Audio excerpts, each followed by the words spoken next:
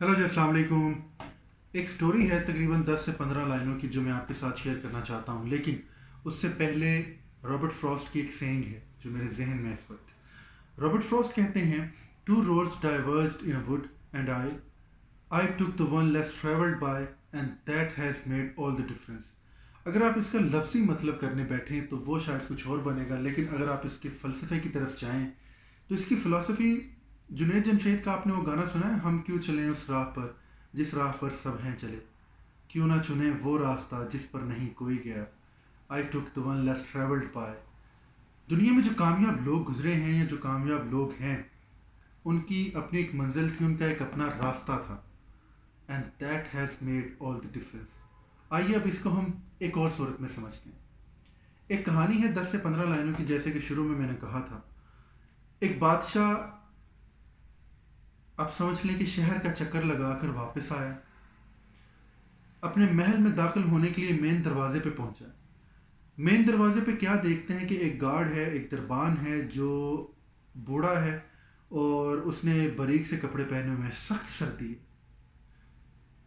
उसने बारीक से कपड़े पहने हुए हैं। बादशाह सलामत अपने घोड़े से नीचे उतरते हैं, उस शख्स के पास जाते हैं, उसको कहते हैं कि तुम्हारे पास कोई गर्म या मोटे कपड़े नहीं है जो इस सख्त सर्दी से तुम्हारी हिफाजत कर सकें, तुमने ये बारीक से कपड़े पहने हुए हैं। वो बूढ़ा शख्स बादशाह सलामत की तरफ देखता है और कहता है कि बादशाह सलामत, मेरे पास सिर्फ यही कपड़े हैं, इन्हीं कपड़ों के साथ मैं यहाँ पे रोज़ाना अपनी ड्यूटी जो है वो सर अंजाम देता हूँ।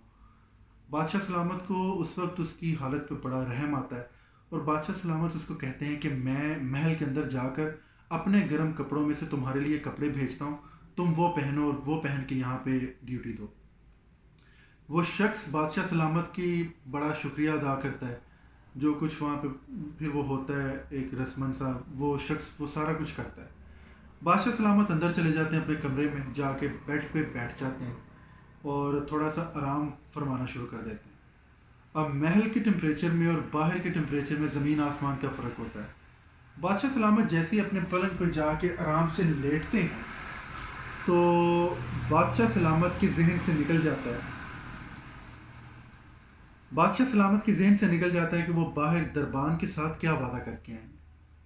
सुबह जब होती है तो महल के अंदर एक शोर बर्पा हो जाता है कि सदर दरवाजे पे, मेन दरवाजे पे एक लाश पड़ी हुई है। बादशाह तक ये पैगाम पहुंचाया जाता है कि महल में लाश आ गई है।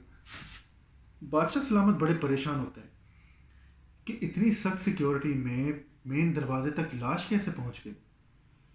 बादशाह सलामत उठते हैं, बाहर जाते हैं, देखते क्या है कि वो वही बूढ़े शख्स की लाश है जिसके साथ रात को उन्होंने गर्म कपड़ों का वादा किया था।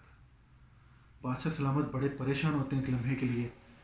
उसी लम्हे वो एक साइड पे देखते हैं तो उंगली के साथ एक तहरीर लिखी होती है। अब वो तहरीर उस बूढ़े शख्स ने लिखी है मरते मरते। लिखा क्या है? लिखा ये है कि बादशाह सलामत, मैं अरसा दराज से इस महल में, इस दरवाज़े पे दरबान की नौकरी सर अंजाम दे रहा हूँ, अपने फ़राइज़ सर अंजाम दे रहा हूँ, इन्हीं बारीक कपड़ों में।